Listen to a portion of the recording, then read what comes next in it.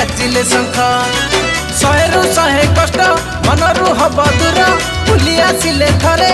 बेड़ा मंडपर बसी अच्छी वक्रतुंड दंताय एक आज कंपुची रे बजार छक साही तुलके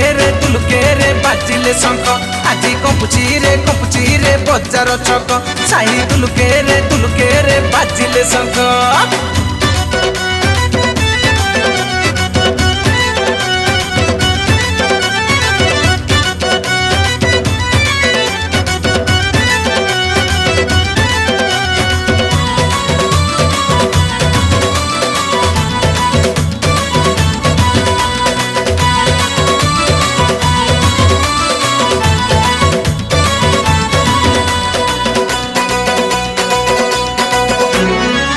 दाता ज्ञान दाता प्रभु जे गणेश